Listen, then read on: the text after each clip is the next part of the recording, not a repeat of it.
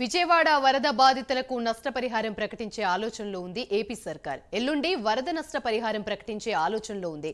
18న జరిగే కేబినెట్ భేటీలో చర్చించి ప్రకటిస్తే బెటర్ అనే అభిప్రాయంలో ఉంది కూటమి సర్కార్. ఇప్పటికే కేంద్రానికి వరద నష్టం అంచనా నివేదికలను అందజేశారు.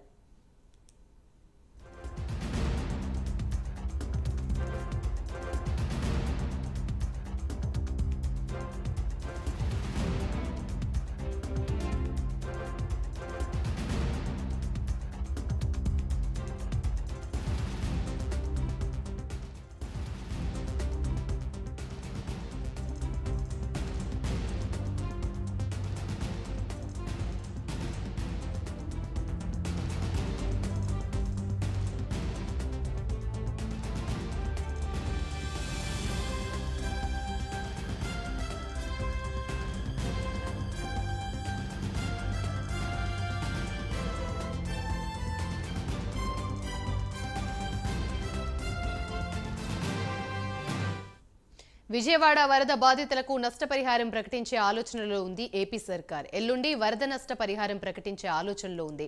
18న జరిగే కేబినెట్ భేటీలో చర్చించి ప్రకటిస్తే బెటర్ అనే అభిప్రాయంలో ఉంది కూటమి సర్కార్. ఇప్పటికే కేంద్రానికి వరద నష్టం అంచనా నివేదికలను అందజేశారు. ఇదే అంశానికి సంబంధించి మరింత సమాచారం సెక్రటేరియట్ నుండి శ్రీనివాస్ మరిన్ని అప్డేట్స్ అందిస్తారు.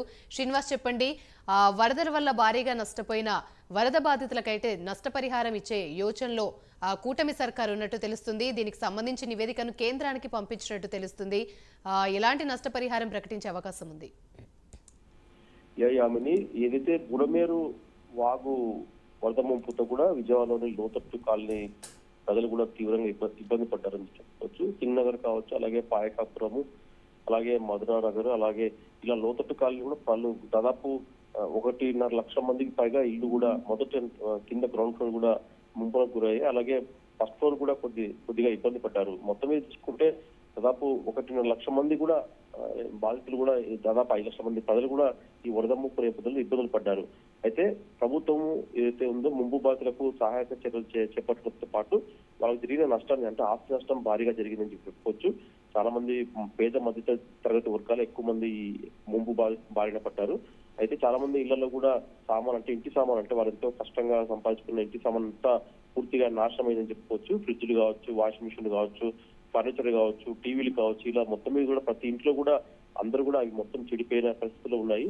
వీటన్నిటిని కూడా ఇప్పటికే ఇంటింటికి సర్వే చేయించి కూడా వివరాలు సేకరించింది ప్రభుత్వం. అయితే వీటన్నిటితో పాటు ఇప్పటికే కేంద్ర బృందాలు కూడా 2 సార్లు బృందాలు కూడా క్షేత్రస్థాయిలో పర్యటించాయి. వాళ్ళు మొత్తం కూడా వాళ్ళకు ఒకవైపు కేంద్రం ఇచ్చే వరద సహాయకు ఏదైతే నిధులు ఇస్తారని చెప్పేసి కూడా ప్రభుత్వం భావిస్తుంది. అలాగే మొత్తం మీద చూసుకుంటే బాధితులకు నష్టంని కొద్దిగా వాళ్ళకి ఆదుకోవాలనే దృఢ సంకల్పంతో కూటమి ప్రభుత్వం ఉంది.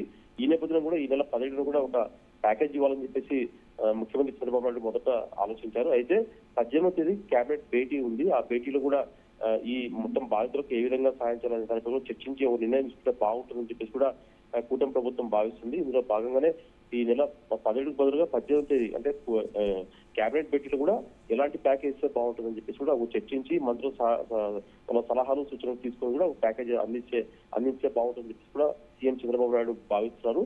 అయితే ఇప్పటికే ప్రభుత్వం ఒక నిర్ణయానికి వచ్చింది. గ్రౌండ్ ఫ్లోర్ లో, అంటే మొదటి అంతస్తు ఉన్న వాళ్ళకి ఒక ప్యాకేజ్, అంటే ఎక్కువ నష్టపోయారు కాబట్టి వాళ్ళకు ఒక ఎక్కువ మొత్తంలో ఇవ్వాలని చెప్పేసి ఆలోచిస్తున్నారు. అలాగే ఫస్ట్ ఫ్లోర్ లో ఉన్న ఇళ్లలో ఎవరు ఉంటారో నివసించే వాళ్ళకు కూడా కొంతవరకు కూడా వాళ్ళకు కూడా నగదు రూపంలో కూడా ఇవ్వాలని చెప్పేసి కూడా వాళ్ళకి నష్టపరిహారం ఇవ్వాలని చెప్పేసి కూడా ప్రభుత్వం భావిస్తుంది. తర్వాత 2వ అంతస్తులో ఉన్న వాళ్ళకు కూడా కొద్దిగా పరిహారం ఇవ్వాలని చెప్పేసి కూడా ప్రభుత్వం భావిస్తుంది. మొత్తం చూసుకుంటే కేబినెట్ భేటీలో 18న జరిగే కేబినెట్ భేటీలో మటుకు వరద ముంపుల బాధితులకు కూడా ప్రభుత్వం సాయం చేసే విధంగా కూడా చర్యలు చేపడుతుంది. Right, thank you.